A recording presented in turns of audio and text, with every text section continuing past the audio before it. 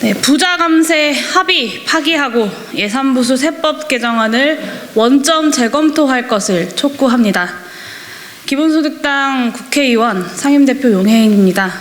저는 교섭단체 여야 사이에 현재 진행되는 세법 개정 논의의 잠정 결과가 대규모 부자 감세라고 확신합니다. 더불어민주당이 서민과 중산층의 정당임을 자임한다면 온통 부정적인 결과만이 예정된 기왕의 합의를 파기하고 예산부수 세법 개정안을 원점에서 재검토해야 합니다. 아직 세법 개정안 형태의 여야 합의안을 확인하지는 못했으므로 언론 보도로 확인된 정부 여당과 민주당의 합의안을 기준으로 말씀드리겠습니다. 본격적인 이야기 이전에 기본 전제로 확인해야 할 사항이 있습니다. 한국은 GDP 대비 조세와 사회보장 기여금의 비율인 국민부담률이 여전히 낮습니다. 양극화, 저출산, 고령화라는 구조적 위기에 대응하려면 증세가 필요합니다.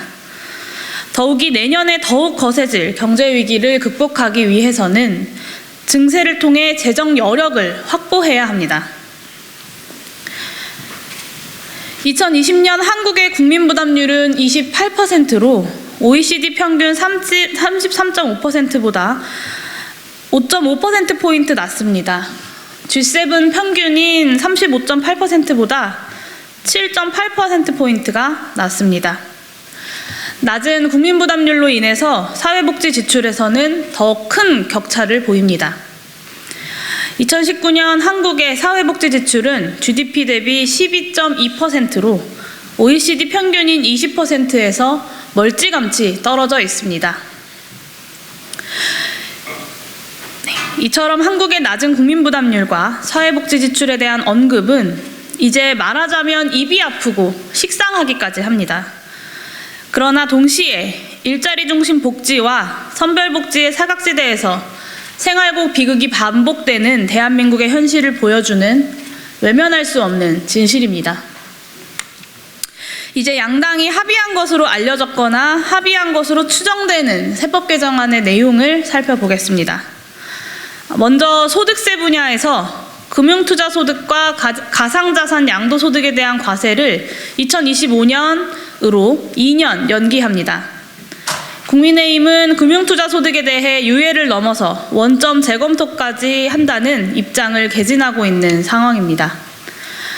금융투자소득세는 금융자산에서 발생한 소득에 사실상 비과세해왔던 기형적인 과세를 이제라도 바로잡자는 20년 가까운 논의의 성과입니다. 제가 원래 기획재정위원회 조세소위에서 일을 했었는데요. 2020년 기획재정위원회 조세소위에 참여하면서 소득 있는 곳에 세금 있다라는 원칙을 훼손하는 수많은 비과세 감면 조항에 반대를 했습니다. 그럼에도 금융투자소득세는 금융자산 소득에 대해 최소한의 과세의 꼴을 갖춘다는 그 명분 하나로 출발한 세제입니다. 금융투자소득세 도입을 결정한 21대 국회가 자신의 임기 안에 시행하지 않기로 결정한다면 새로 들어설 22대 국회가 이 합의에 구속될 수 있겠습니까? 부칙에 2025년 시행이라고 쓴 글씨는 종이에 남겨진 잉크자국 이상도 이하도 아닐 것입니다. 현행 금융투자소득세는 금융투자소득 5천만 원까지 공제 규정을 두고 있습니다. 이 때문에 시행된다고 해도 금융투자로 소득을 올리는 국민 중에 0.9%만 실제로 세금을 낼 것으로 예상됩니다. 금융자산에 투자하는 국민 중 0.9%는 최고 부자들일 것입니다. 금융투자소득세 과세 유예가 바로 더불어민주당이 규탄하고 있는 초부자 감세입니다. 가상자산 과세 2년 유예에 동원된 논리는 더욱 한심합니다. 기재위 조세소위 논의에서 정부의 유예 명분은 투자자 보호 조치가 충분하지 않다는 것입니다. 그러나 가상자산 과세 유예에 동원된 투자자 보호 조치는 위험천만한 가상화폐 거래를 어느 수준에서 규제할 것인가와 결부된 문제이지 소득 있는 곳에 과세 있다는 원칙을 훼손할 수 있는 근거가 전혀 아닙니다. 뇌물과 횡령으로 얻은 소득에 대해서도 과세하는 것이 현행 세법입니다. 투자자 보호가 안 되어서 올리는 소득이 없다면 당연히 납세도 없습니다. 더구나 지금 가상자산으로 수익을 올릴 수 있는 시기도 아닙니다. 조세저항이 가장 적은 제도 시행의 적기라는 뜻입니다. 그런데도 아무 근거 없는 논리를 들어서 유예하자는 말이 납득이 되십니까? 이뿐만이 아닙니다. 정부는 소득세 기본세율에서 가장 낮은 6%와 15%가 적용되는 과표 구간을 각각 200만 원 그리고 400만 원 상향해 저소득층에 대한 감면 혜택을 확대하겠다라고 합니다.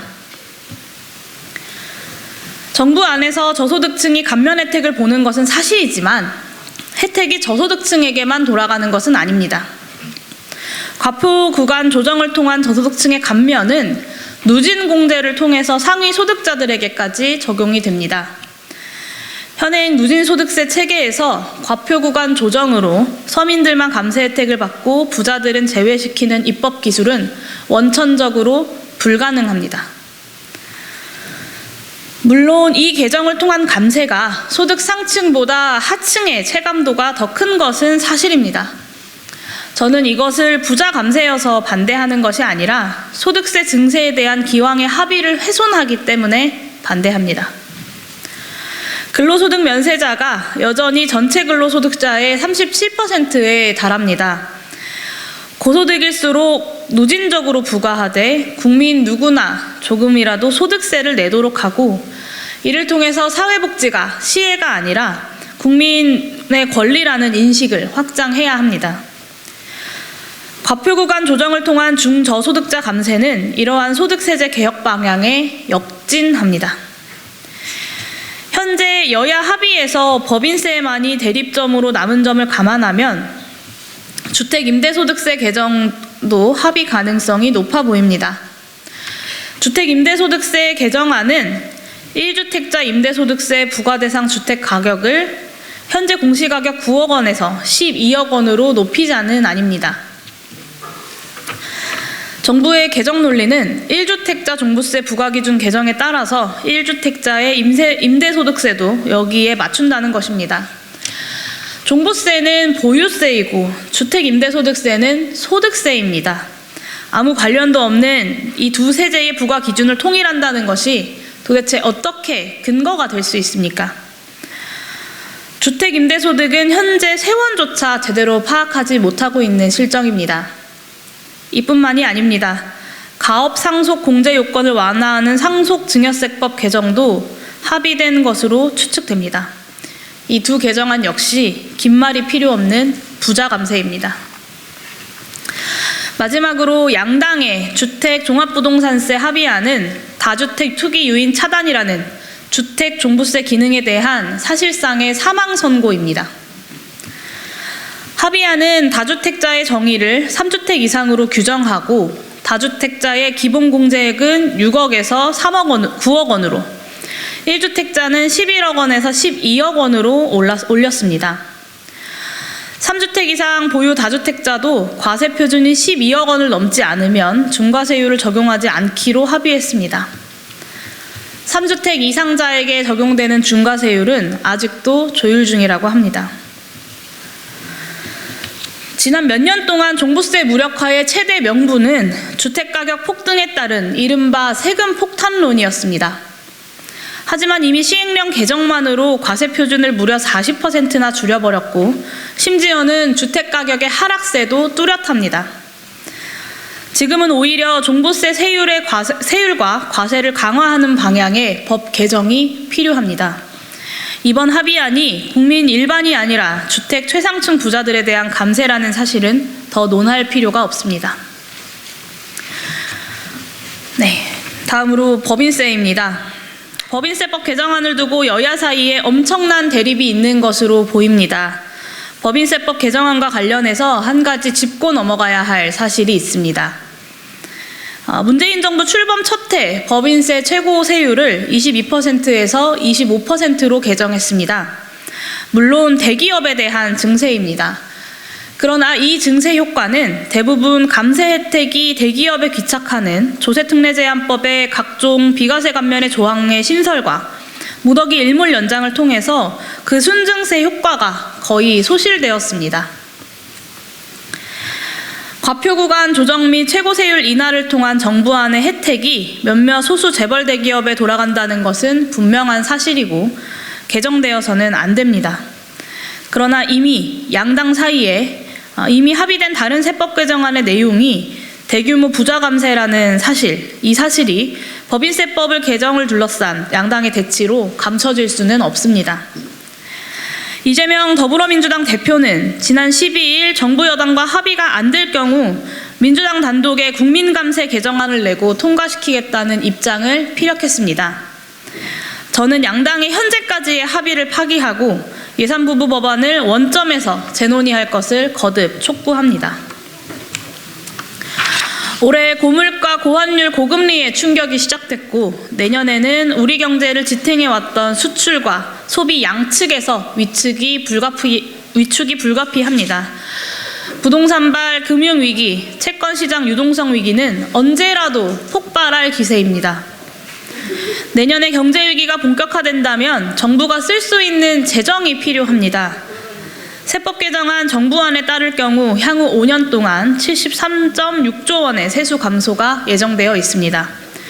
여기에 경기 후퇴에 따른 자연 감소분까지 더해질 것입니다.